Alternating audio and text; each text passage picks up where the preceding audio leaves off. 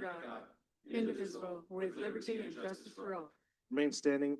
Father, thank you so much for this day you have given us. Thank you for just the wisdom that you are providing us and the guidance that we have. We pray that we make wise decisions on behalf of the city and the residents.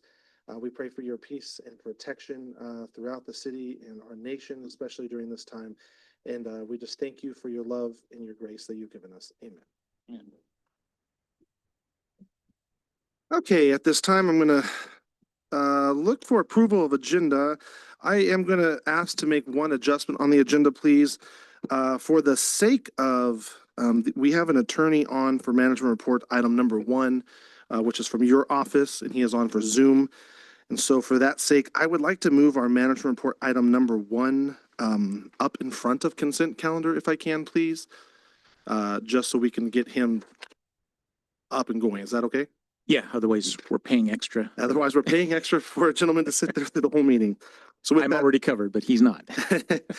with that said, I just need to ask to amend the agenda to move management report item number 1 to in front of consent calendar. Any other changes? Hearing none, seeing none, I need a motion and a second for amended agenda, please. I'll make the motion. I'll second. Okay, I have a motion by Mayor Pro Tem Olvera, second by Councilmember Prout. Roll call, please. Councilmember Alvarado, Yes. Prout, Yes. Olvera, Yes. Espinoza, Yes. and Gibbs. Yes. Very good. At this time, we're going to move into public comment. Public comment is for any person wishing to speak on any item included on the agenda or on any matter within the subject matter jurisdiction of the city council. Speakers are invited to speak from the podium and address the city council. Speakers are limited to 5 minutes unless additional time is needed for translation. Please state your name and address for the record before making your presentation. This time, public comment is open. So this does not include the public hearing items, which will have a separate comment portion for them. Yep, and yes, please. Thank you. Sir. Honorable Mayor, members of City Council, Randy Milligan, your Chief of Police. Today, I would like to recognize Assistant Chief Knox for earning the California Post Executive Certificate, the highest professional certificate awarded by Post. The Post Executive Certificate is presented to law enforcement executives who meet rigorous leadership, education, and training standards. This certificate represents a significant professional accomplishment and reflects a strong commitment to leadership, continued education, and excellence in public service. Assistant Chief Knox's achievement brings distinction to the Shafter Police Department and demonstrates our department's ongoing commitment to the highest standards in law enforcement leadership. With that, I would like to present him with this award from Post. Whoop, whoop.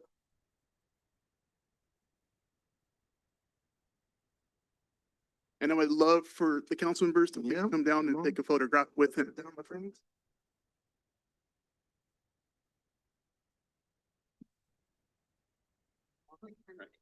Yes. Oh, is that how you're doing it? I'll do it. Everyone stand still. Right. I need to be in the back for very obvious reasons. You didn't need to get up in the front. I'm not calling you short, but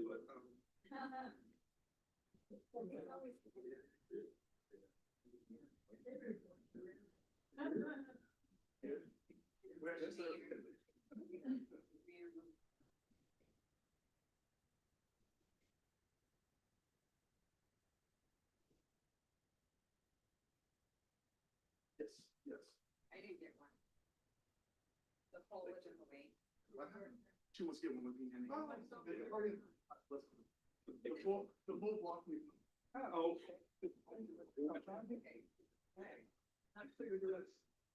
I behind me. I don't find that Knox is a lot smaller than this thing. That doesn't help. I know.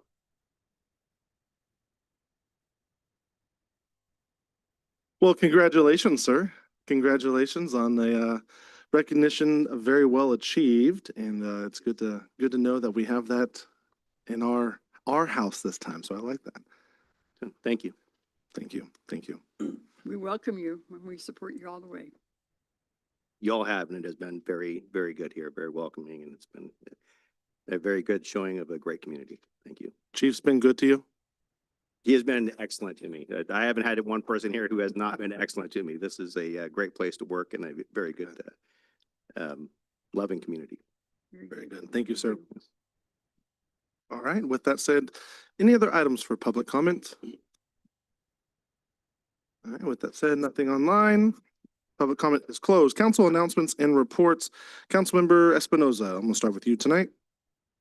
Okay, on the 26th, I started out my colors weekend with spaghetti dinner. And then on the 27th, I did attend the Shafter Air Museum Library. And that was all I was able to attend for the colors event. And then I did attend the KernCog meeting. And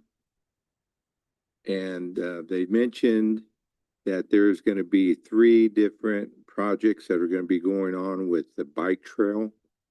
The Buena Vista Aquatic Recreation Area is going to be extended from just north of the 119 on 43 Highway down towards Lake Buena Vista. And they're also going to be setting up some benches along the way, some rest areas, and then some bike repair areas. And then I do have some diagrams, and I'll leave that with the city clerk if anyone wants to look at it. The next extension is going to be into Heartland Memorial Park, and it's going to go to the south of the lake and out around the corner. And then it's going to extend over to the Ming Avenue, or the Ming Lake, and it's going to go around the lake and come back and connect. So it's going to be some pretty extensive extensions to the bike path. So they had those projects that are coming up. The next one that's going to be happening probably starting this summer is they're going to do a truck extension, a truck lane on 58 Highway going up towards Tehachapi. It's going to be about a 4-year project, and it's going to be done in 3 stages. And they're going to add, it's going to have the 2 lanes going eastbound with the 3rd truck lane. And then it's going to have a shoulder, so it's going to be extensively extended on the south side of the road. And then on the other side of the road, it's going to have 2 lanes coming down. They actually showed us a diagram of, they showed a vehicle that was going up the road, and then as the vehicle was going up the road on the highway the way it is right now versus the way it's going to be. And it's going to be a nice improvement to the 58 Highway going up towards Tehachapi. And it's going to be a 4-year project, and that's fixing to start this summer. The other 2 projects that they mentioned that have to do with Shafter is the roundabout on 43 Highway and 7th Standard. That's supposed to start this summer too, and that's moving along. And then the project on the roundabout on Los Angeles, Central Valley Highway, and Beach Avenue, that one is moving along too, but that projected date isn't started until 2027. And that's all I have. Thank you very much, sir. Mr. Alvarado. You know, I don't have anything really much to share, but I do have a request. I wasn't sure at what point that we are right now with the hearing officer, the cost. Oh, The cost. I don't have a specific accounting for you. I can tell you, up until the last update, we were about 30,000 in additional attorneys and staff time, and then there's been 100,000 obligated to cover all costs for the administrative hearing.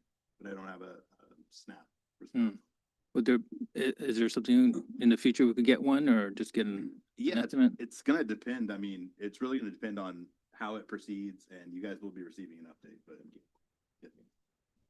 Just a very quick update, and I can provide more details if you like, but the ordinance that you adopted establishing the administrative hearing officer procedures becomes effective tomorrow.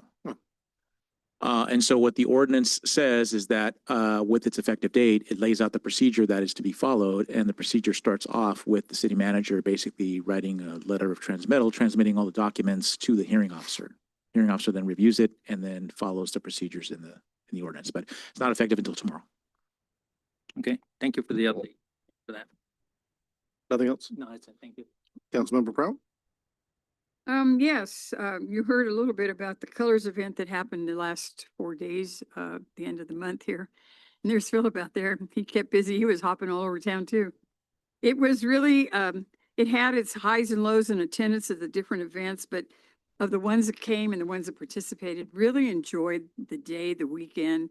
It was really very, very successful. Started off with the spaghetti dinner kickoff for community chess, but then it went on to coffee house events that had music, and that was always exciting. And the next day, the art, because it's geared so much around art, I felt has really grown in participation. I saw a lot of families, and they even brought children in. Variety of art. It's not just a picture on the wall. There was lots of different ones displayed on a table. That's why I said there were a lot of activities for all ages, for all genders. It was well received and reflected very well on us. The people I talked to that came from out of the area, whether it was Delano, Wasco, Bakersfield area, even Gossamer Grove, I heard was there at one point, but very positive remarks about what we've put together. So I would almost say that we will have another event and just expand folkloric that the rec district helped us with. Turned out very successful. The dancers that we had, as well as the Zumba party. I mean, there was something for everybody that was really well received, and it reflects well in our community. So I want to say thank you to everybody that put it together, and Pastor Coyle, who was the chair of the committee, did an excellent job too. And the other one I wanted to mention was a workshop that I attended last night in regards to the air monitoring for AB 617. It was well attended to, mostly from, well, there were lots of them from the committee itself, but there were many others there that represented other parts of their concerns of air monitoring. We saw a report talking about the air quality, which has improved in the last 6 or 7 years because they monitor in many places all around town. If you're interested, I have all that information. I don't know that you want me to go into it at this point, but we go from the Mexican colony to the Sequoia School, the Golden Oak School, the Grove Academy School, La Colonia. We go out in various places with a van and move around so that you could pick up monitoring in the different places. I think the record shows that we're doing the best we can because everyone has to contribute to reducing pollution in the air. And then, of course, they did talk about some funding that hasn't been spent that needs to come to an end within a year, which would be next February of the 2027. And so we had an opportunity to voice our opinions about where to spend this extra money because some places aren't using it. So it did go towards ag equipment.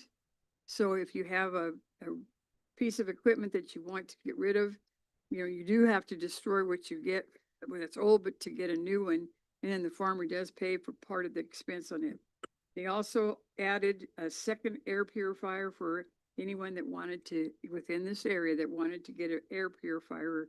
Certainly welcome to go and get one of those, or in the schools itself. Sometimes a teacher may want one in a classroom, but they were talking about especially recognizing a space, especially like in a nurse's office, just someplace that can be there for anyone who's having breathing issues because of asthma or the air qualities too.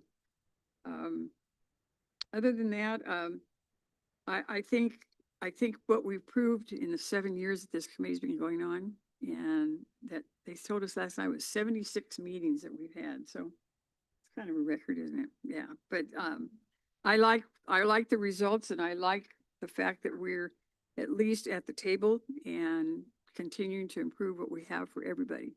Thank you. Mayor Pro Tem. Yeah, thank you. On February 18th, I attended the Comprehensive Economic Development Committee kickoff meeting. A lot of business partners, a lot of organizations are participating in that, and this is for economic development. I think it was a great kickoff meeting. A lot of good information was shared and brought up. And I think we have another one coming up at the end of the month. So looking forward to that. I did not attend any of the colors events. I was down south at Cerritos with my son. He was on a track meet. He's a thrower for Bakersfield College, so we went down there to see him. And then Sunday, I spent some time with our DPSI consultant, did some canvassing up in North Park or North Shafter for the street and sidewalk improvements. So talked to some of the folks there, got a lot of good information, shared the plans, and got a lot of positive feedback from it. And that's my report. How'd he do? I'm sorry, How'd he do? did well. Didn't- He did good. All right. Yeah, he's All right. healed up. So That's what good there. matters at Yes, that sir. point. Good. I'm happy to hear more colors information as you guys are able to share it. I know there was stuff going on everywhere. I saw, were you, Philip, did you do Zumba? Did I see you in there? Oh, yeah. Oh, I thought I saw you. I was like, look at you go, buddy. They all were. Yeah, Rockamole. That was pretty epic. Yeah. That was great, man. Yeah, it was very acceptable. Well, it seemed like it was a really good weekend for sure. So I'm glad everything went well on that.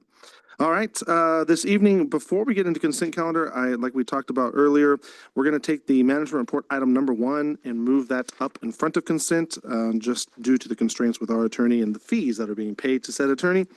So with that, we're moving to management report number 1, the resolution approving lease agreement with Wonderful Real Estate LLC for use of existing city rail facility located at APNs 091-25272, 091-25309, and 091-26113 with a portion of 091-26116 and 090-18029. Sir, it's a lot of APNs. Lots, all 5 of them. Partial. Well, good evening, Honorable Mayor, council members.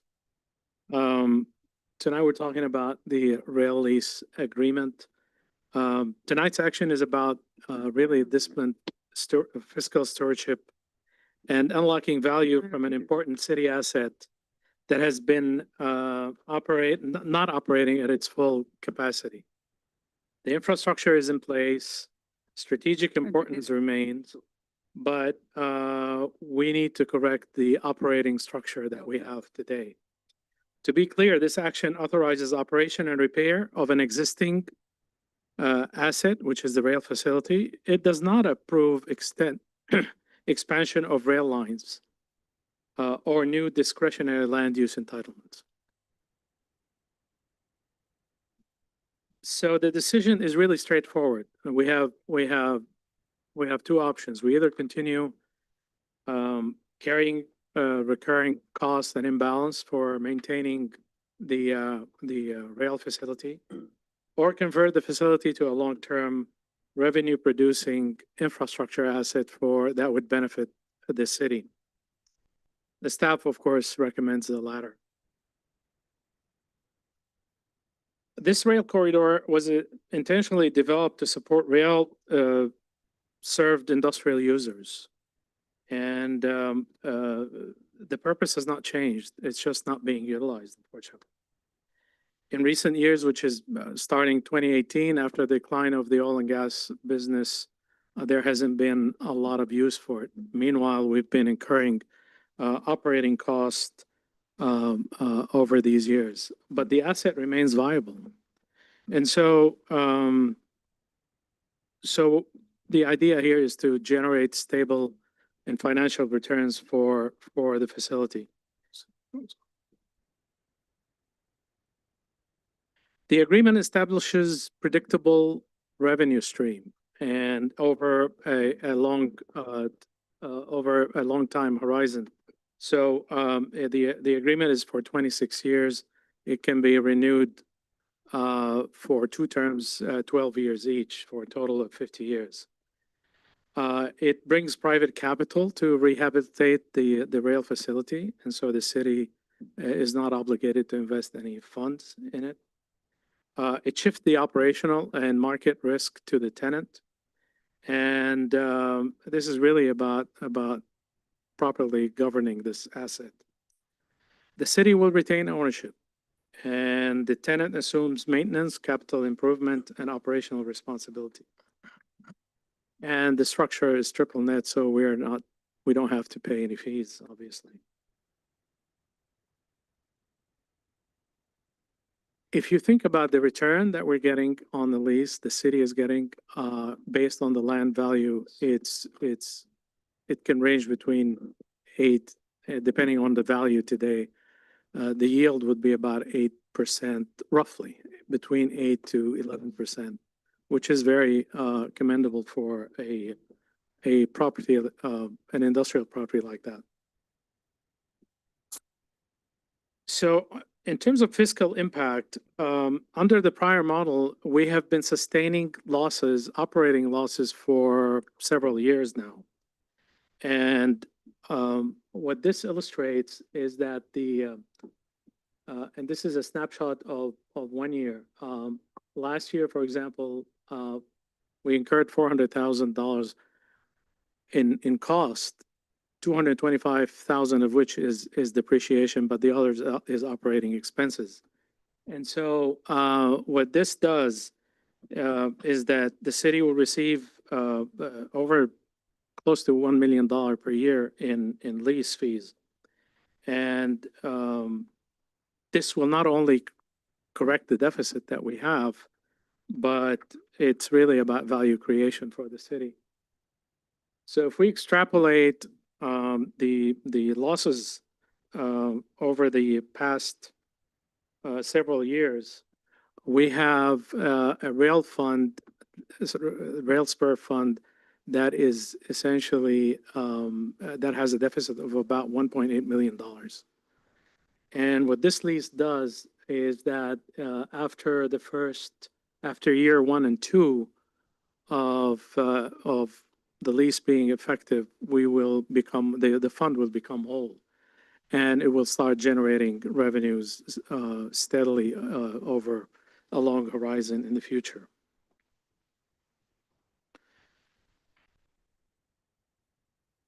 What's really very good about this lease is that the construction risk, the operating risk, market risk shift to the tenant.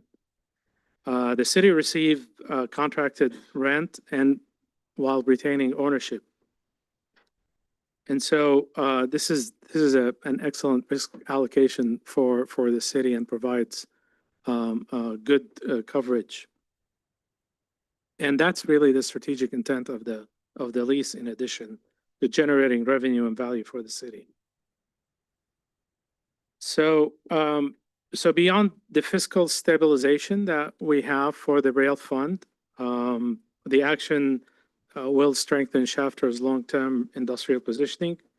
It will enhance the rail served capacity. It will support freight connectivity and lays the foundation for continued industrial growth and quality employment. There's no expansion of this facility. There's no additional rail tracks. It will be the same, so that there's no approval for that. So this is merely an activation of an existing structure, asset, that will generate value for Shafter. So with that said, we're focusing again on value creation and utilizing an infrastructure, a great infrastructure asset for the future. And for that reason, staff recommends that that approval for this rail lease with the wonderful company. Any questions? All right, council, questions, comments, or concerns in regards to said lease? I just had one, but I think you cleared it. I mean, you did answer it already, and it was something that we had experienced a while back. It was something that we had a 99-year lease with the state. That has to do with the CCF. But even though the contract, even though the I guess the prison part had finished, but the state still had the lease, but this is not that type of risk, which you said 12-year renewal. Right. So- It's total 50 years, 26, 12, 12. Yeah, so that's we don't want to catch ourselves in that kind of predicament again. So that's good. Right. That's from that bad experience that we had, and it took a while for us to get out of that 99-year with the state. So just it was something that I just didn't want for us to fall into that trap, which we won't. So that's good. Thank you. Thank you. Any other questions? I don't have any questions, just a comment. I mean, I think this is good for our city. In addition just to this, the the job creation that it's going to bring to our community and to this area as well. You know, just, I know that they're doing a lot of development out there already, but this is probably going to enhance that. And I think that's, you know, creating that is a good thing for our city, so. There is a direct impact in terms of job creation in the operation of the facility. But there's also a multiplier effect in terms of, this is an asset that will attract businesses and industries to Shafter, and it will elevate Shafter to the next level. Good work. Yes, sir. I'd just like to say, I like the 50-year part of it. I think that, planning with that much, vision looking into the future, you know, that's something that we can, you know, count as something that's in Shafter's favor. So I like that idea on the property. And then when the 50-year lease is all done, everything, the property still is under It Shafter, reverts, but yeah, it's, Shafter's ownership.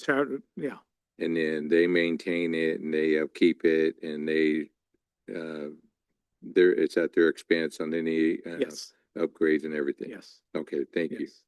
Ma'am, I think you said something. Yes, I wanted to make some comments. Because I can say that when I got started in government, we didn't have any of this. We didn't even have up to 7 standard. But we were able to start planning for our future. When we planned for our future, we visioned and we saw something of that we wanted to pursue, so we set the goals. When we set our goals, it just kind of kept expanding from that. And expanding because it didn't take me long to learn how Shafter got started. Shafter had a railroad town. As you know, that's what's caused a separation in our community. But that's how the forefathers, when they came here, I mean, the railroad started in 1898, but the city was established in 1913. So when I got involved in 1982 and we knew we were going to start planning for a centennial, it made us realize at that time what we were going to establish because the forefathers were kind of on the background and yet we were ready to move forward. And so at this time, I want to say that I honor the council decisions that happened years ago and currently the preceding councils that we have today for this long range planning because this really, and you can't imagine how excited I feel because it marks a very proud moment for Shafter. This lease is an agreement, and like he says, we've learned through agreements, we've learned through a lot of our projects that we brought forward, but it didn't just create jobs and it will continue. It strengthens our local economy and it builds a rail-served intermodal facility that will serve our community for generations. And that was exactly what happened to us. It didn't cost us, we had grants to put in the rail that was out there and it didn't cost us anything. But it's taken years since the year 2002 that we realized we had an asset out there and we wanted to see it expand. We wanted it to grow so it would be to the point where we would have an intermodal facility. And today I can hardly believe that it's happening. It is going to happen. And we have some people out here from Wonderful that are sitting in the audience that are part of making that happen for us. And we had to stay firm because we knew that it had to continue to benefit our community. And I'm most proud and excited about our staff that made it all come together too. So thank you, guys. Okay. Well said. Well said. Any other comments? If hearing none, seeing none, I am looking for a motion and a second to carry, please. I'd like to move it. I'll second. All right, I have a motion by Councilmember Prout, a second by Councilmember Espinoza. Roll call, please. Councilmember Alvarado, Yes. Prout, Yes. Olvera, Yes. Espinoza, Yes. and Given. Yes, well, congratulations there. That's really nice to see. Thank you. And then I believe for our attorney online, Mr. Russo, thank you for standing by and being part of this tonight. And we hope you have in drafting all of this. Thank you very much for your time. We hope you have a good night. My pleasure. Thank you, City Council. All right, with that said, we're going to move back up. We're going to move into our consent calendar. Tonight on the consent calendar, Thank you, Kamal. Thank you. tonight on the consent calendar, we have 5 items to look through. Number 1 is the approval of general checks. Number 2, the approval of minutes. Number 3, the approval of the special event permit application submitted by the Hens Roost Incorporated for First Friday Markets in Shafter, and approving the total cost for a year's worth of events at approximately $15,936.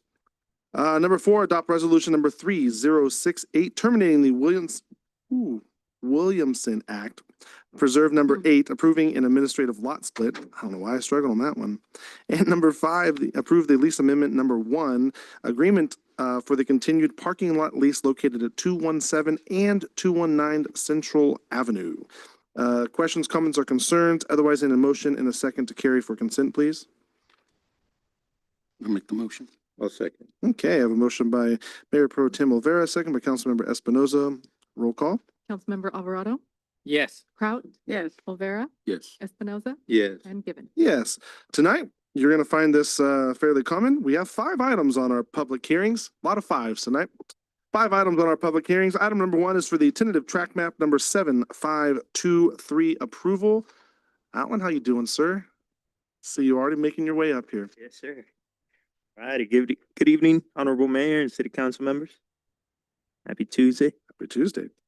All righty, so, yeah, this is a commercial subdivision being proposed by the Ranch Marketplace. They're the owners of the future Shafter Shopping Center that's on the west side of Central Valley Highway between East Euclid Avenue and East Ash Avenue.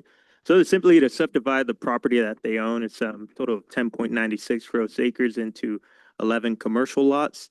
It's all going to be maintained under common ownership by the Ranch Marketplace. They simply want to subdivide to then do commercial leases of the buildings to multiple tenants. And so as part of that, you know, the Shafter Shopping Center itself was already approved back in December of 2025 under conditional use permit number 24-151. So the tract map and its proposal is just to effectuate one of the conditions of approval from that CUP. With that said, next slide, please. This is a vicinity where the project is proposed, as I mentioned earlier, is to the north of the ball fans tract. Next slide. This is what the Shafter Shopping Center it looks like itself. It will include a grocery store, retail of 32,000 square feet, convenience stores with gas pumps, drive-through restaurants, and office space. Next slide. And then this is the tentative tract map that they're proposing. So this is what the actual parcel will look like once it's recorded. Next slide. So, you know, with that in mind, there are findings that we have to find every time that we, you know, approve a tentative tract map. All of those have been met. There's no, you know, there's no harm to the environment, to the fish and wildlife. It's compliant with CEQA through the mitigated negative declaration that was previously prepared for the conditional use permit. It's consistent with the general plan and the Shafter zoning ordinance and the subdivision map act. Next slide.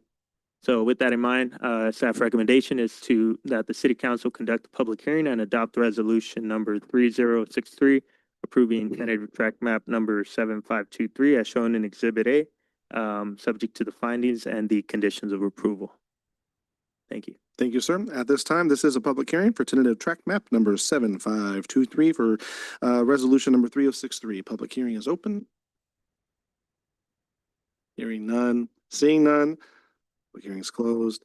Council questions, comments, or concerns? I had a question on the part of the skate park. Is that already ironed out? I'm sorry, could you elaborate? The part of the skate park, the behind the skate park, was that the road or something like that? Didn't we have a discussion on? Are you talking about the skate park over here by Cat Cave? Yeah, is that the track, right?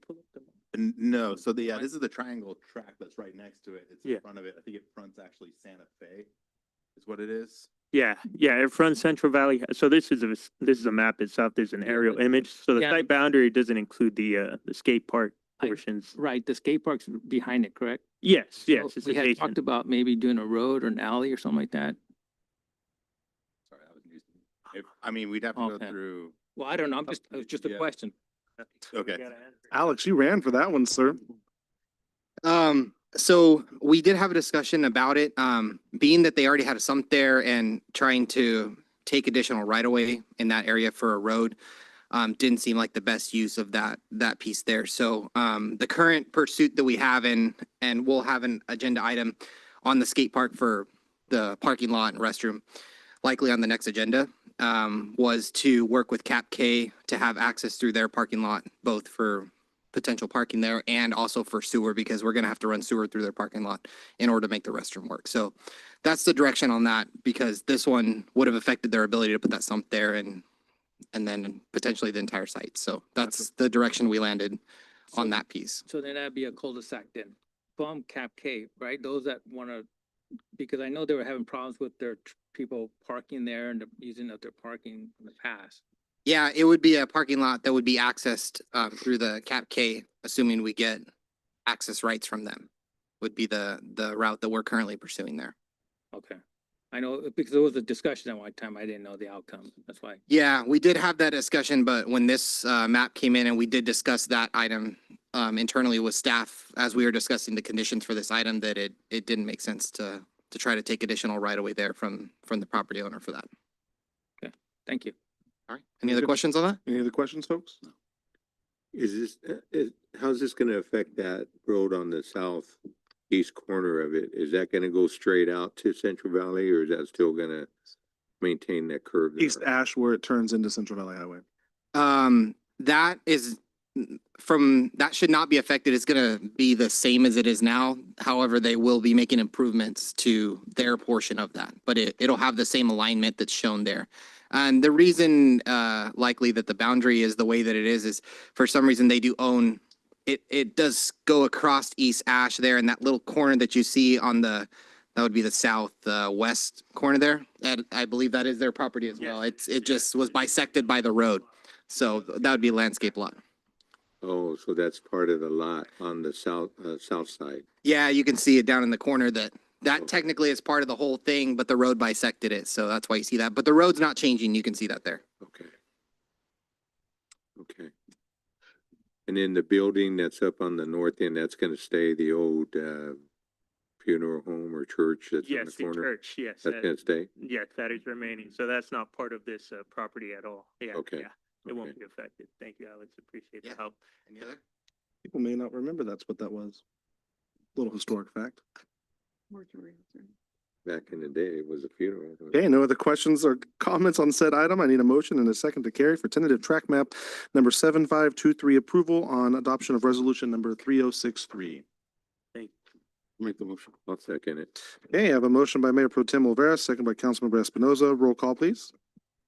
Councilmember Alvarado, Yes. Prout, Yes. Olvera, Yes. Espinoza, Yes. and Given. Yes, item number 2 on our public hearing is the amending of Shafter Municipal Code Title 5 for the business taxes, license, and regulations to comply with Senate Bill 635. Hi, Steve. Hi. Long time no see. Honorable Mayor and Council, my name's Steve Esselman. I'm the Planning Director. We're kind of planning heavy tonight on this agenda, so bear with us. This is ordinance 778, which amends Title 5, which, as you said, is business taxes, license, and regulations in compliance with Senate Bill 635. In last year, the governor signed Senate Bill 635, and it went into effect in January 1st of this year. Essentially, the Senate bill requires local municipalities and counties to protect sensitive personal information for sidewalk vendors.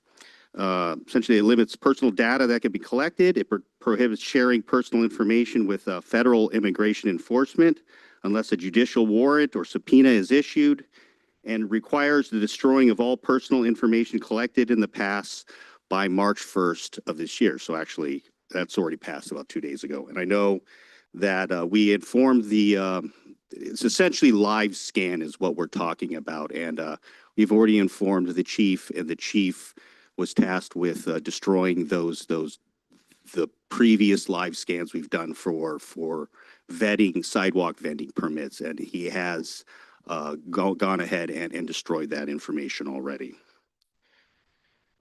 Essentially, the city cannot collect per SB 635, they cannot collect immigration and citizenship status, criminal history or background checks, cannot do fingerprinting or biometric data like live scan, and cannot require a disclosure of a place of birth or similarly sensitive information. Just to be clear, the city has never collected any of these types of information in the past, other than previously as part of our sidewalk vending permit application process, submitting to live scan. Therefore, in response to this, staff has made changes to Title V regarding sidewalk vending permits and the enforcement of such permits to be compliant with SB 635. In addition, while not part of SB 635, there is also something called a food vending vehicle permit and enforcement that mirrors kind of in the zone or in the Title V, we've made revisions that mirrors the revisions to the sidewalk vending permit and enforcement.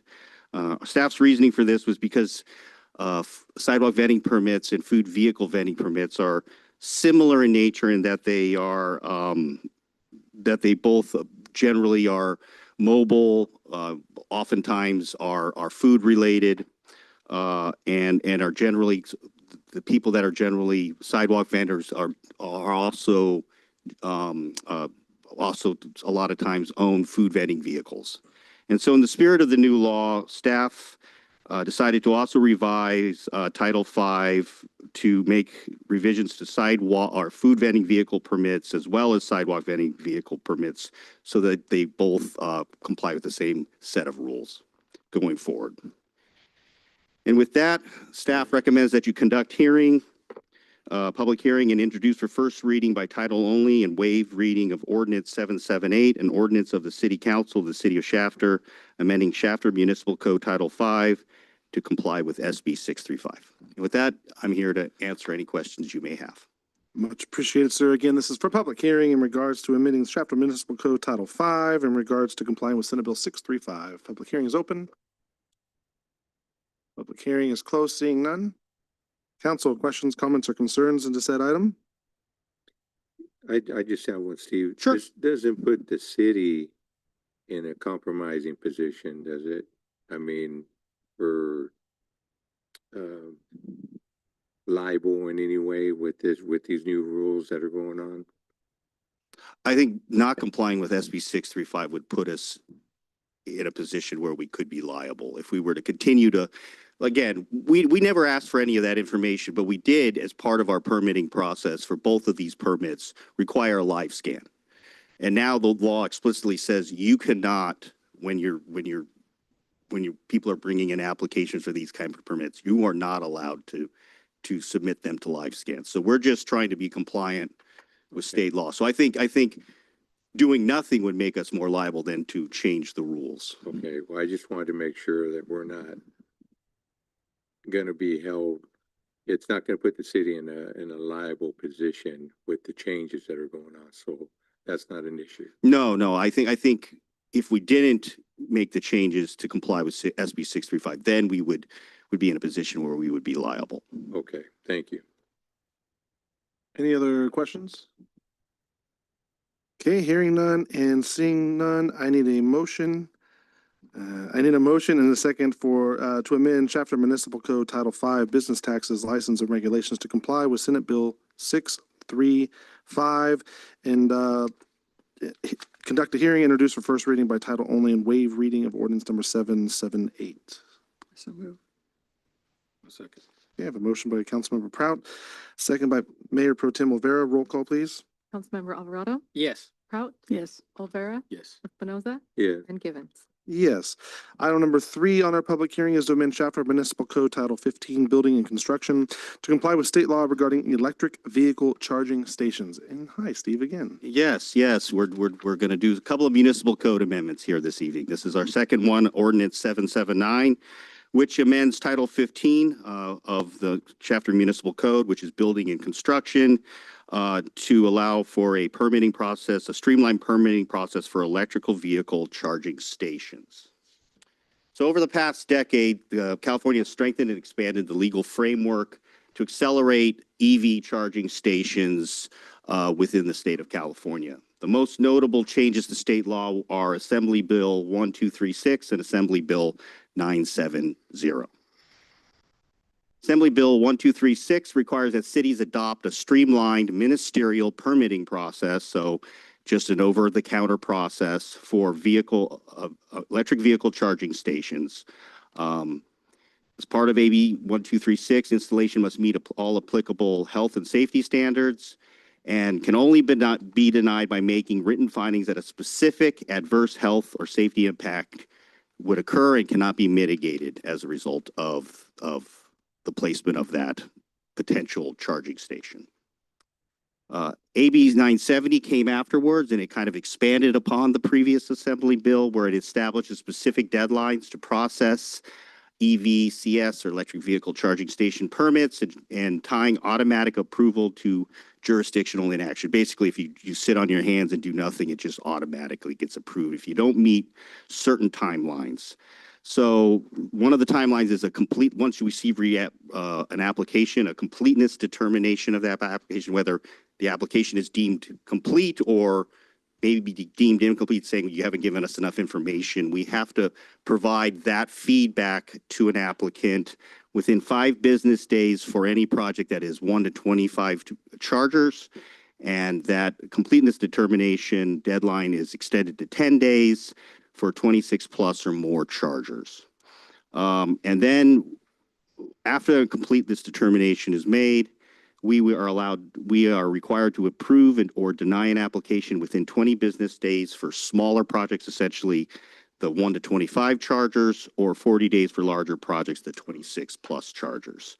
And again, this idea of jurisdictional inaction, if the permit would automatically be approved unless a finding is made that the project would cause a specific adverse health or safety impact if you miss any of these deadlines. Go ahead, next slide. So with that, my recommendation is to conduct public hearing and introduce for first reading by title only and waive reading of ordinance number 779, an ordinance of the City Council of the City of Shafter, amending Shafter Municipal Code. That should say Title 15, I apologize, to comply with state law regarding electric vehicle charging stations. And with that, I'm here to entertain any questions you may have. Okay, at this time, this is a public hearing to amend Chapter Municipal Code Title 15 for building and construction to comply with state law regarding electric vehicle charging stations. Public comment is open. Hearing none, seeing none, public comment is closed. Council, questions, comments, or concerns? I have a question. Sure. We were not in compliance with this.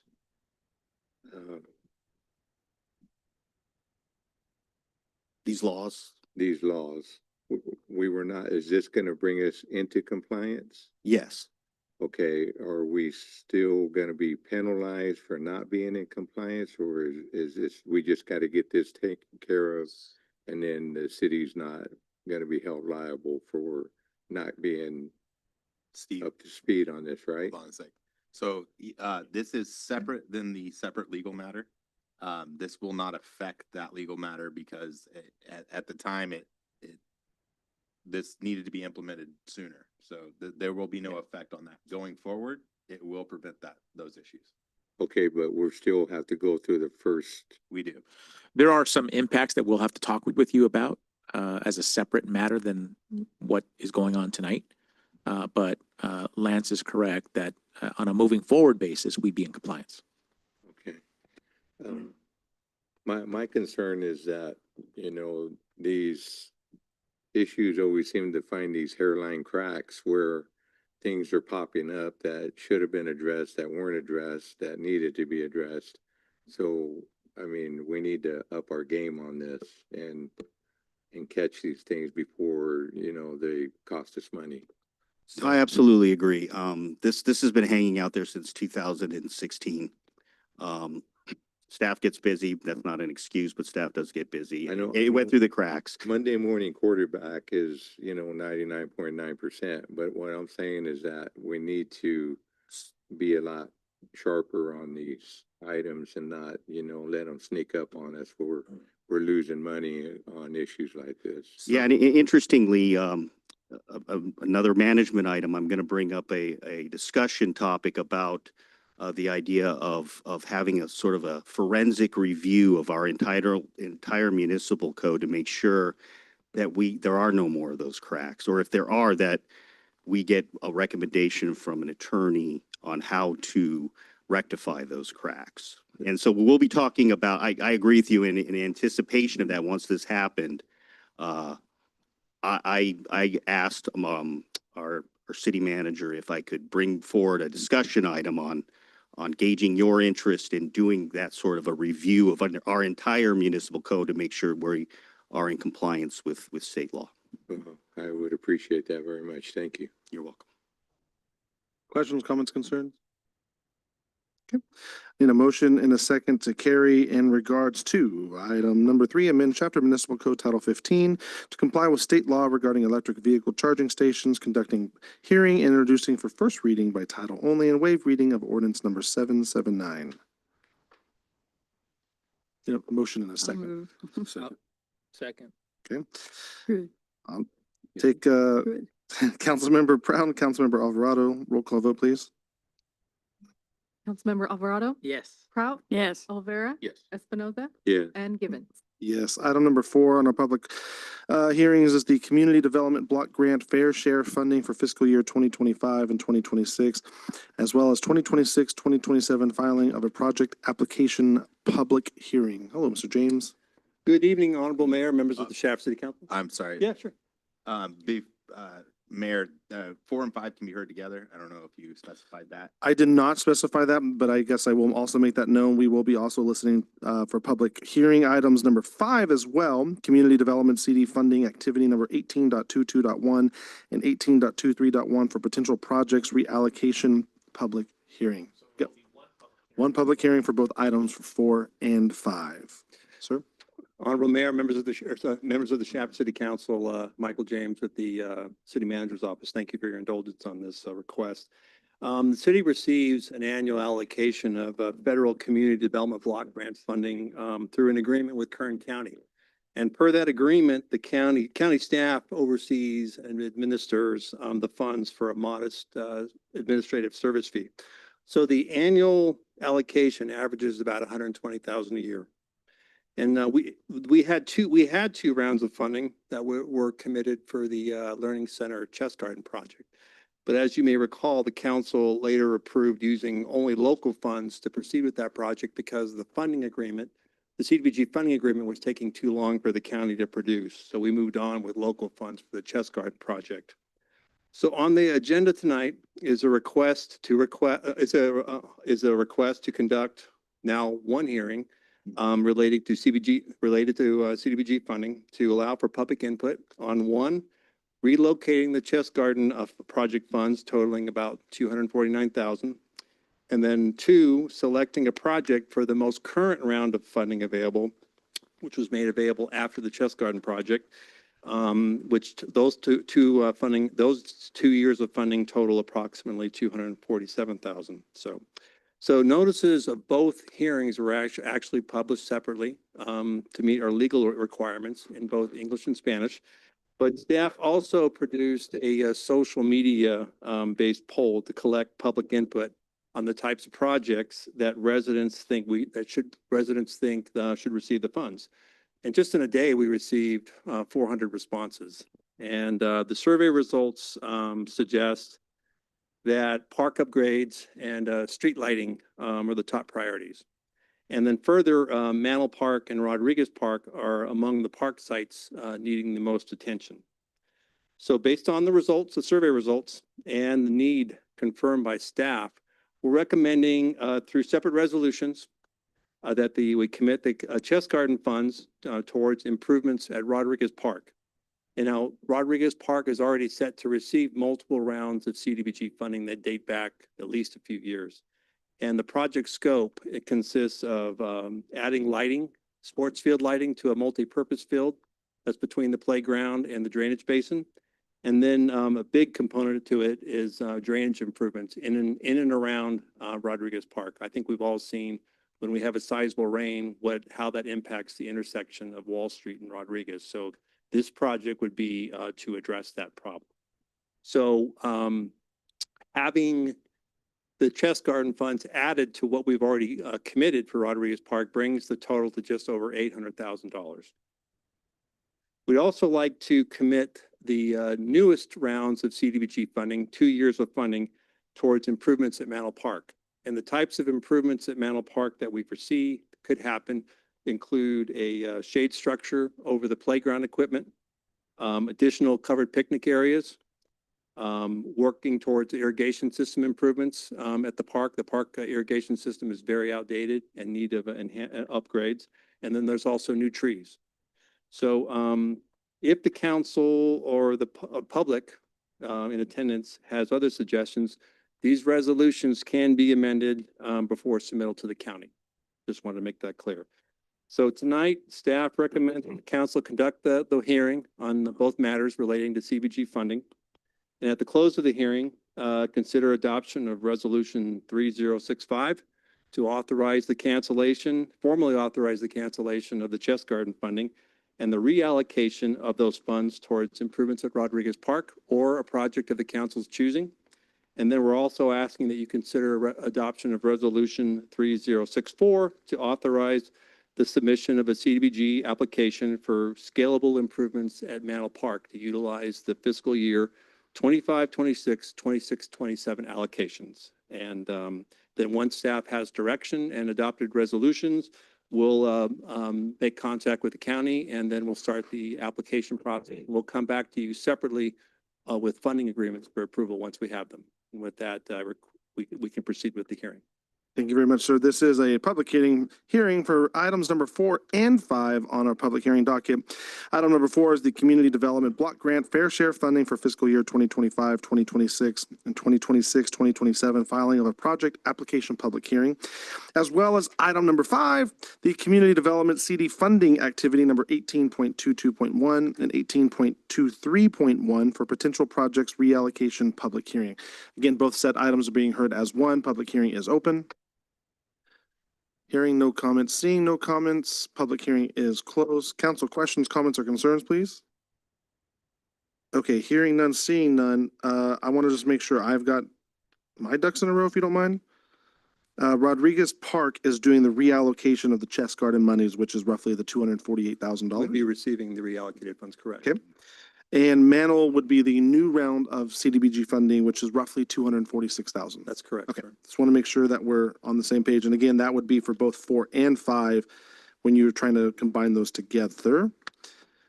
So hearing none, seeing none on questions or comments. I need a motion and a second to carry for set funding items to both Rodriguez and Mantle Park for the Community Development Block Grant Fair Share Funding for the fiscal year 2025, 2026, and 2026, 2027, as well as funding activity numbers 18.22.1 and 18.23.1. Motion in a second, please. I'll make the motion, but I did have a quick question, having to do with that flooding. How would you make that reservoir bigger for that drainage? Cause in those heavy storms, it does get all flooded out there. Councilmember Alvarado, the project would consist of expanding that drainage basin somewhat. And then also constructing a storm drainage system to get the water from the intersection underground through to the retention basin. So yeah, we would be expanding the basin to accommodate that additional runoff that would be coming from the intersection. Would the park get smaller or is just, will go towards the solar site? So the expansion would likely go more towards Hillman Street, where we, Okay, okay. so there's really not much going on over there at the moment. So Okay. that's the direction the sum would be expanded. Okay, thank you. I did, yeah. I have a motion by Yeah. Councilmember Alvarado. Do I have a second, please? Okay, I have a motion by Councilmember Alvarado, second by Mayor Pro Tem Olvera. Roll call vote, please. Councilmember Alvarado, Yes. Prout, Yes. Olvera, Yes. Espinoza, Yes. and Gibbon. Yes, and again, just for the record, that was for items number 4 and 5 on our public hearing document. Thank you very much for your time, everybody. At this time, we're going to move into our management report items. Management report item number 1 was heard earlier for the sake of our attorney who was online. We will be moving into management report item number 2, which is the purchase of the purchase of 1351 East Ash Avenue, APN 0891413. Welcome back, kind sir. Good evening again. The first item was about making money. This one is about spending. Yeah, I saw you coming on that one. So, Honorable Mayor, council members, back in May of last year, you authorized us to go into negotiation to acquire this property, 1351 East Ash Avenue for transit use. And we have gone through a long negotiation process, and we finally landed on an agreement to acquire it for $1.9 million. The asking price was 2.4. So it's well under the appraised value. The funding for this acquisition will be coming from a Kern Cog grant, transit grant, of which we have 1.1 million that is accessible today. The balance will be recovered in the next 2 years, and so we will have to have a stopgap funding from general fund. The contract, the contract is pretty straightforward. We have 45 days from signature to do our due diligence on the building, and after we relieve the contingencies, we can go into closing for the property. And with that, we seek your approval for us to go ahead and approve the purchase agreement. Council, questions, comments, or concerns?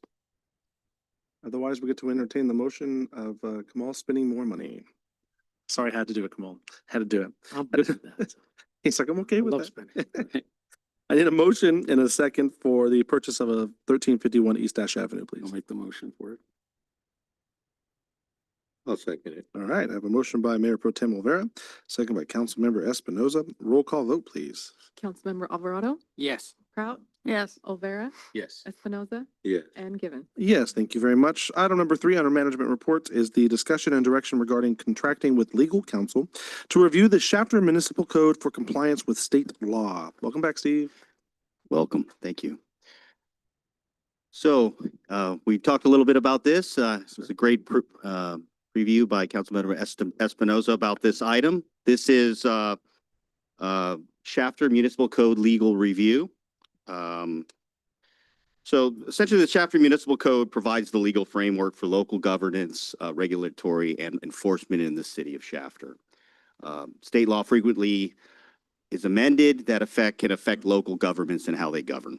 Over time, the Shafter Municipal Code may become outdated, inconsistent, or preempted by state law. Shafter Municipal Compliance Review has not been conducted recently. We have a pretty it's been a long time since we've taken a deep dive into our municipal code to see where those, as we kind of talked about previously, where those cracks may be in the code. So now staff believes that a compliance review of the entire municipal code, all the titles, is warranted to reduce potential future legal challenges, enforcement limitations, or unintended barriers to implementing city policies.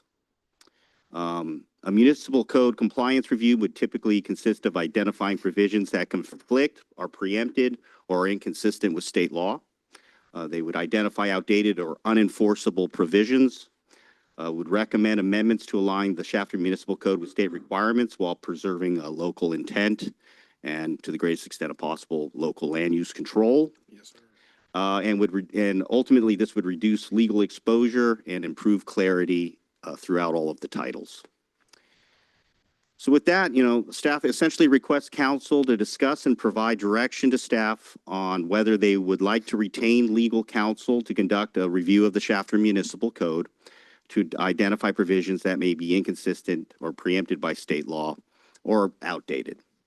And staff believes that there's 2 paths for this review. Legal counsel can either utilize our existing contracted city attorney, BBK, or can solicit outside counsel for review of the Shafter Municipal Code. With that, I'm happy to answer any questions you may have, and thank you for your time. Go ahead, sir. What would be the difference between contracting the city attorney or using an outside counsel? What would? So Councilmember Espinoza, if I can chime in on that one. So city attorney did provide some great resources for general review of most of the titles that wouldn't require us to use or pay for an attorney. Attorney fees can be pretty expensive. This, I think, was their other project, and this is not conducive to here, was I think about 32,000. So that would save the city quite a bit of money to use that for the general review of most of the provisions. However, when it comes to the Title 17 land use, that would have to have an attorney review it. You would need that higher level of review. Okay, thank you. Yeah, so just to give you an example, we're doing a comprehensive code review currently for one of our cities, about the size of Shafter. The process that I think that they are going to be embarking on is a pretty cost-effective one. One of the code publishing companies, which is not based in California, but nevertheless does do updates of codes, as an example, has attorneys on staff that will provide you with the analysis of or rewrite your entire code section with the latest California and federal changes in law included in that. What would not be included, though, is whatever the local Shafter nuances are in those in the language or in the code sections. And so what I recommended to Lance, and I think the way that we're doing it over there, is that one of these larger code companies is doing most of the work. They're really cost effective because that's all they do. And then once we get that code back to Shafter, then what we do along with the staff that is involved in that particular section. So for example, the streets and highways section might go to the police department. The public works section obviously will go to public works. But the city attorney is also conducting its own review. But most of the work, I'd say 80% of the work, has already been done by the code publishing company, who has its own attorneys, who can do it much cheaper and much more quicker than I think anybody that you can hire, including us, to do a comprehensive overhaul. Okay, so combination between the two. Right. Exactly. Okay, What I did tell Lance, though, is I don't think that works, though, for zoning and development codes. For those, I think Steve is going to have to use one of the, consultants that typically are used that have experience in redoing entire development and zoning codes. I suspect that when we get through soliciting those proposals, that one chapter is probably going to be more expensive than everything else, but because that's just the nature of it. Because when you get through with that chapter will also have some CEQA requirements attached to it. And so when you combine that chapter along with its own CEQA requirements, that's going to be the most expensive chapter. So the discussion tonight is just to decide that we want to go ahead and pursue this, but we'll find out what we can come up with. Yeah, if you guys, Okay. if you guys would like us to proceed for it, we'll go out, we'll put Mhm. together some options, we'll bring it back because this all exceeds our discretionary levels to sign contracts. We'll have you guys vote on what we're looking at going forward. And then to kind of complement this, we will put together a municipal code review every 10 years after that. So that we can, typically it's 4 to 8 or 4 to 10 years for most cities. I don't think we've ever done one here, so this is a great opportunity for us to clean it up a little bit and get it going. It's important to follow state law, isn't it? That's what they keep I'm telling going to ask a really ignorant question. me. Wouldn't this have already been under the purview of BB&K? So I'm a little curious on, not to be rude, because I do understand there are very specific titles that need outside review, but I would imagine BB&K would have already been thumbing through our SMC to find Not out. necessarily, no. We will respond I to know they did. changes in the law by providing information about those changes in the law to the staff. But it doesn't always happen that way. In fact, it's rare that it happens that way with our other cities. It typically is done on a piecemeal basis. It's not a comprehensive overhaul that happens. I can understand the comprehensive overhaul. I understand that aspect of it. I think we're in the situation to need a comprehensive overhaul because things have fallen Yeah. through. And so I guess, But I'll get, it's a great example happened tonight. So with sidewalk vending, that's typically the way it's done, right? Is we will send our city clients the memo that says, hey, there's been these changes, SB 635 sidewalk vending. You ought to look at your code. And then Steve is great about following up. Oh, I get this memo from BBK. In some cases, we provide our clients with model ordinances We've done that with SB9, with sidewalk vending, with a few others. And so we'll provide our clients with model ordinances that they could use to tailor to their own needs, but we don't actually do all that stuff for them. So we try as best we can to, when there's changes in law, to inform our clients that, hey, there's changes in law, you ought to look at your code. But we don't go through a comprehensive look at everybody's code to see, oh, you got to change this, this, and that. Unless requested. It wouldn't, just correctly, it would be advantageous for us to have a better policy in place, more than just saying we're going to do a, 10-year review on the SMC. It'd be more advantageous for us to also understand the codes change quite often. There's a new law coming out, it feels like every day. So if memos are the way that it's happening, and by no means is fingers being pointed, but if memos are the way it's happening, how do we at the very least address, we know in 2026, these are the laws that came out, this is the memo that we received, this is what the action item was. What I can say is BB&K's done a great job since I've been here in 2021. And usually they get signed into law in the fall by the governor and usually are enacted January 1st or sometime in the first quarter of the next year, right?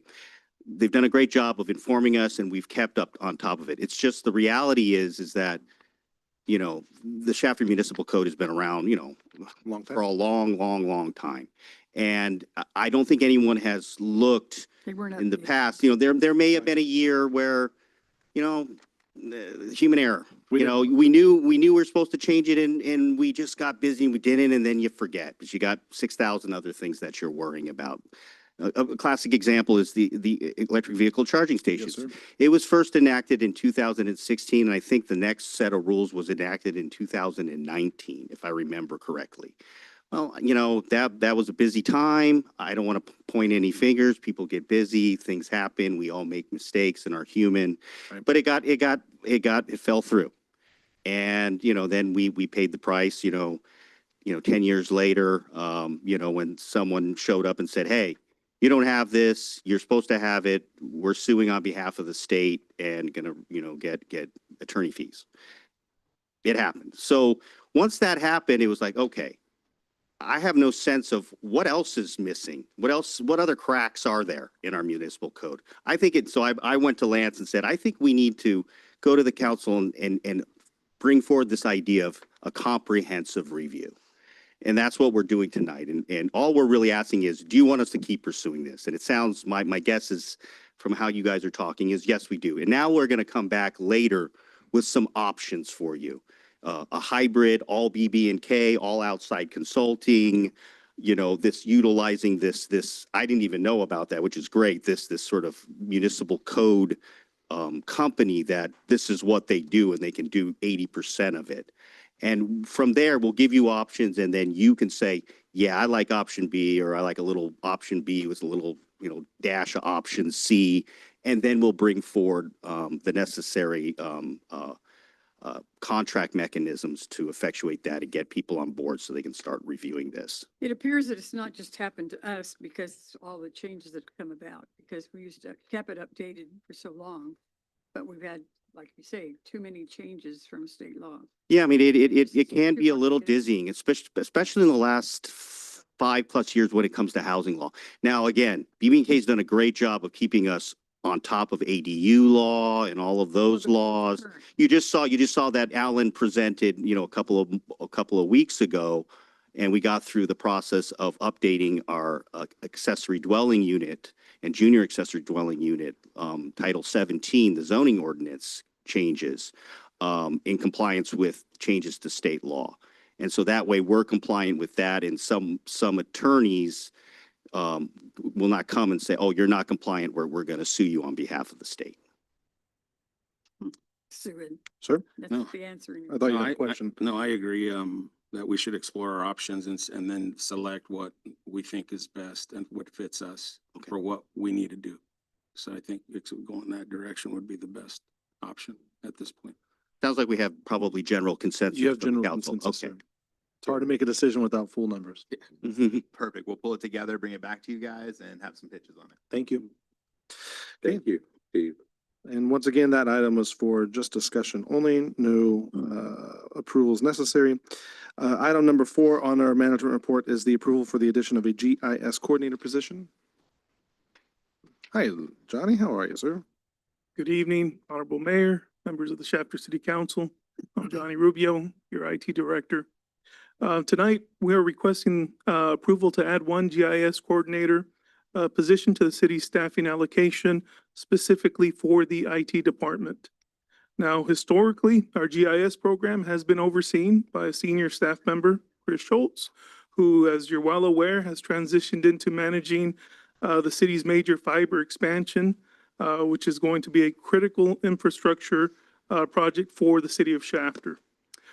This expanded role includes conducting regular fiber inspections, which he does daily, and I see him coming from the field, and sometimes he's not too happy when it's cold out. But he's doing a really great job at that. He's facilitating the build out over at Veterans Park to house much of the infrastructure in what we've deemed as the ISP room. And he's developing and launching the public-facing website branded as Shafter Online. He's also coordinating the upcoming construction of all grant-funded build-out areas throughout the city. And he's scheduled to present to you all during March 17th council meeting. So if you have any questions, he will definitely follow up with you all in a presentation. Now, while this transition has significantly strengthened our broadband and infrastructure initiatives, it has also created some gaps in our GIS area. The addition of a GIS coordinator position would restore dedicated supervision over our GIS systems. It would continue to assist developing our GIS specialist, ensure system integrity and data accuracy, manage our GIS servers and RTK correction system, coordinate with Esri support, and provide analytical and mapping support across public works, police, planning, engineering, and IT. Now, it's important to recognize that the GIS is no longer just a support tool. It's actually evolved into core infrastructure. You see, underpins capital planning, regulatory reporting, and plays a critical role in compiling the data necessary to qualify and possibly or potentially acquire grant funding. For what's left in our current fiscal year, 25-26, the impact is roughly $50,000, and it can be absorbed within the current approved budget. Going forward in the next fiscal year, the position will be allocated proportionately 70% to the general fund, 30% to the enterprise funds, reflecting actual usage across departments. This request ultimately restores technical oversight, protects system integrity, and ensures continuity as the city expands infrastructure and broadband services. So tonight, I respectfully recommend that council approve this item, and I'm available for any questions. All right, council, questions, comments, or concerns in regards to the GIS coordinator position? I have a question. Yes. Is there an abundance of GIS people out in the field? So there's not an abundance, and the hard part for us is we need someone who has the ability and initiative to work very independently. Putting in the K layers, getting everything set up, that is very technically challenging. So this would bring in somebody that oversaw it. Chris was previously handling that. The problem is when you bring in a $7 million fiber grant, you really need somebody to manage that. That is a massive undertaking. He was really getting spread out, and Johnny was doing a good job of gap filling and everything like that. But realistically, we would have came to an issue with the grant on performance and everything else like that. So that's why bringing in this more specialized person with a decreased oversight can really help us continue with this. So you feel like we'll find somebody right away? The one great thing about Shafter is we have the had. highest wages in the South Valley. We do not have a problem finding talent. If there's one thing we've seen in other departments, we typically can pull it. Well, because we know that one's important, so. Everything we do relies on these K layers. So there's going to be a lot of, and that's why we're bringing this one. It probably should have waited until budget, but frankly, because we've been playing hot potato to keep this going, and Johnny's done a great job in public works and everybody coordinating, it's coming to the point where it's getting critical. So even our HR here moves incredibly fast. I haven't seen a small list yet on their recruitments, so we'll see how they do. So we're still gonna cover the position if it takes longer, and we'll still be there, so, Yes, yeah, absolutely. let's just hope we can find the right one. Question? The coordinator position, where does that fall in your scale of employees? Is that a top level guy or? It will be elevated over the IT specialist. And in fact, we believe that the coordinator would bring the sufficient potential leadership skills, technical knowledge to help develop the specialist more so that eventually he too can elevate perhaps to a senior position and continue the city of Shafter could continue to benefit from his skill set. And then how many people are in your department right now?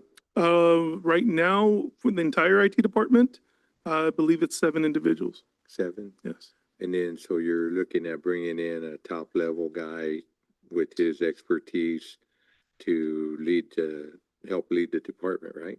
That division of GIS, yes. Okay. Thank you. I have just a question. Can you elaborate a little bit on GIS? Because I understand some of it, but it's for the public's knowledge to understand the importance of having this position. I recall years ago, before all the maps and everything was electronic. I don't remember the gentleman's name, but he was the GIS person here, and he would print out maps for me so that I could have them and find my way around the city. But David Dow, Yes. that was him. So anyway, just for that, if you could kind of like put it into Yes, perspective. no, for a better absolutely. So understanding. just as an example, for Public Works, we have the ambitious project of replacing all the water meters, right? So this helps individuals out in the field to identify what has already been replaced versus what needs to be replaced. Sometimes there may be some grants or some grants where we may need to provide certain data where money can only be utilized for certain projects. It may be a road project, right? So we can then create a data layer to see what roads actually need improvement.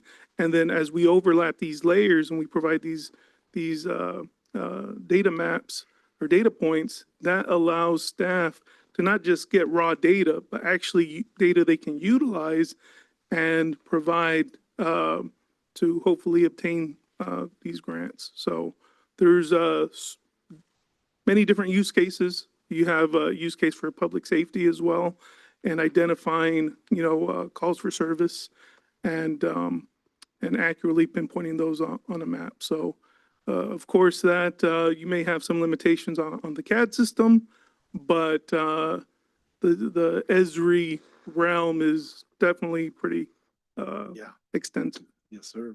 Thank you, sir. Sure.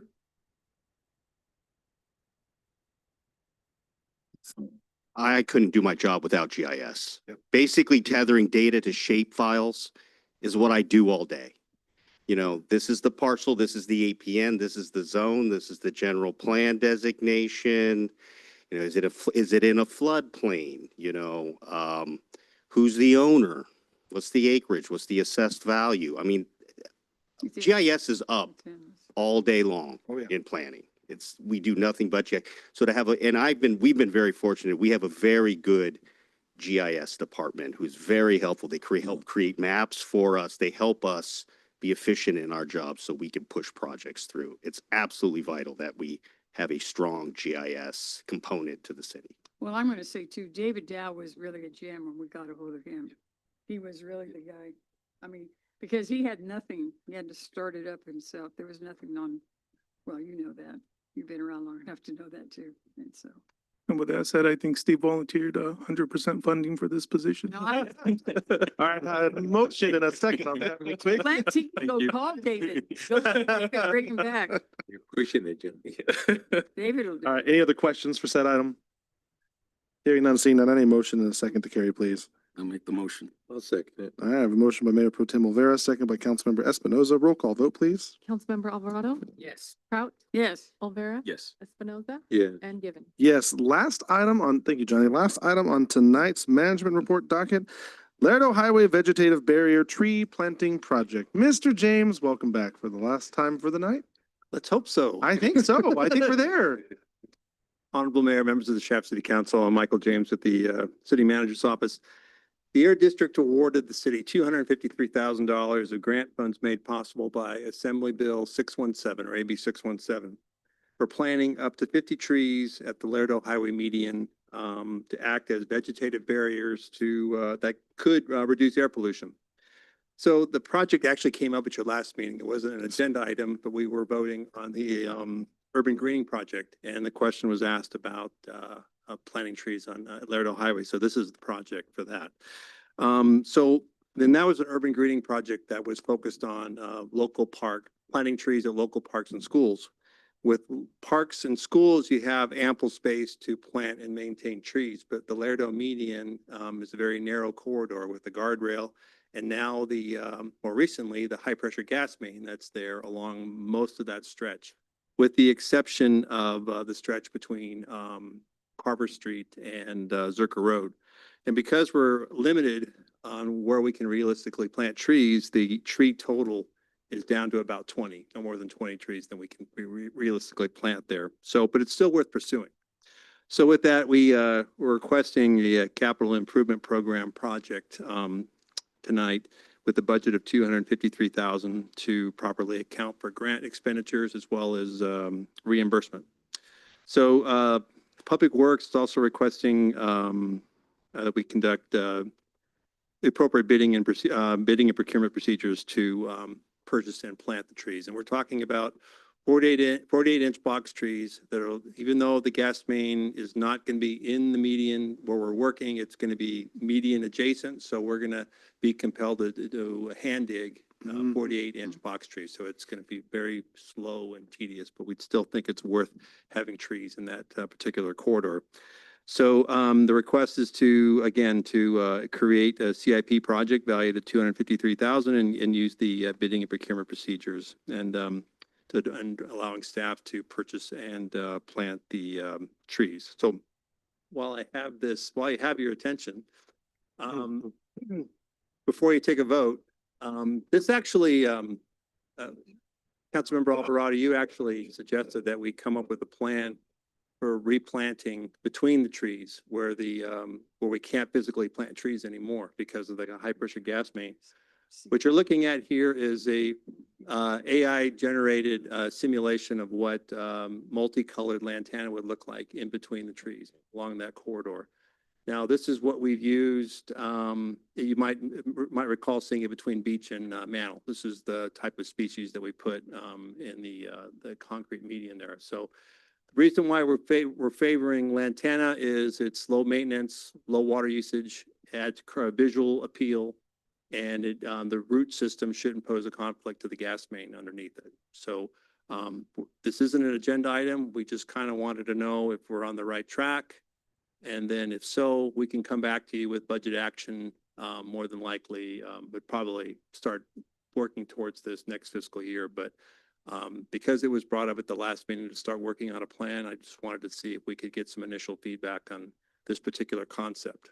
But Do you have a cost on this concept? I don't have a cost on this concept, but Any idea at all? we can generate a cost, but I just wanted to make sure you guys are okay with this look before we start committing staff and resources to kind of working on that. So it's a low growing, it stays down low? Yeah, it requires maintenance maybe once or twice a year. You cut it back and it goes a little dormant in the winter months, but it's a pretty resilient and it does use very little water. It's not a desert plant though, huh? I don't know that I would classify it as desert, but it's definitely drought tolerant. Flowers a lot more. How often does it bloom?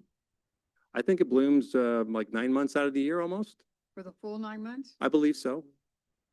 That's a long, with our heat, no? Sorry, I know nothing about this plant, Google tells me, but in warm climates, they can actually bloom year round. But they do suggest as part of the maintenance for it that you actually deadhead them and cut them back. We just got AI in the middle of Pennsylvania. I don't oppose trying it. That's why I asked what the cost is, as long as we're not putting a lot. I don't know, were you on board when we did some just seed planting out there? I And, don't believe so. oh my gosh, it was so fun because we had seen it in other places and it was fun to see some flowers come up, but the weeds and everything that came up with it was absolutely unreal. And this is actually pretty good at preventing weeds because it blocks the sun from Well, it's so making. solid Yep, too. yep. Have you But just, seen it any- just wanted to let you know what we're working on and see if we're on the right track. You haven't seen it anywhere else than planted, huh? Oh, just along the corridor, between Beach and Mount, that there's purple and orange varieties. Mhm. But this would be a little more widespread. There wouldn't be pockets of them. It would be continuous between trees. This is, sorry, Beach to Cherry or Cherry to Driver? That where it is right now. Where you know, where you're, yeah, where you're proposing. I'm proposing it, Cherry to, Driver more or less. Cherry to Driver, okay.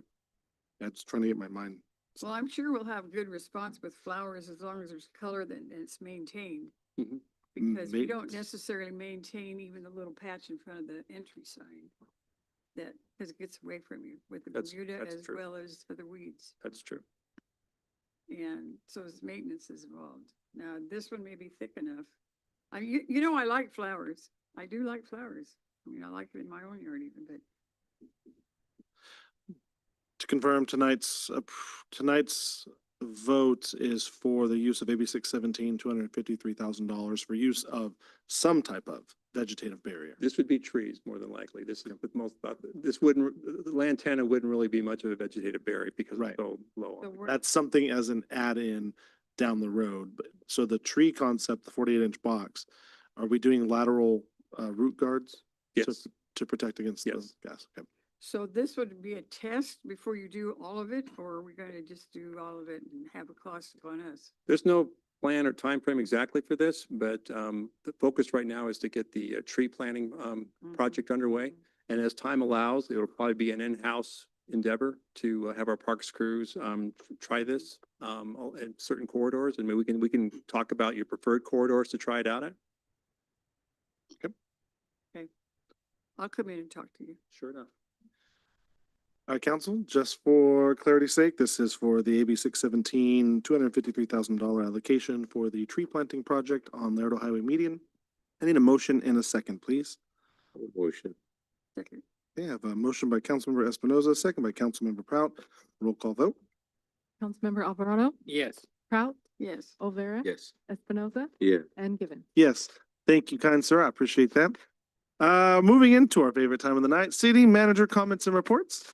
Yeah, the only comment I wanted to make is I wanted to thank the departments on negotiating the lease. That was 14 months. I think we had every department involved. It was fantastic. So I just want to thank the departments. I know they gave up a lot, worked a lot of nights, weeks about this thing. Even though Kamal was the front guy for it, it was a team effort. So Very good.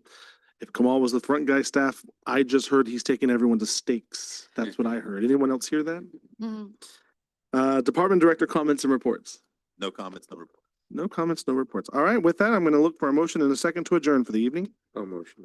Second. All right, I have a motion by Councilmember Espinoza, second by Mayor Pro Tem Olvera. All those in favor with adjournment with aye.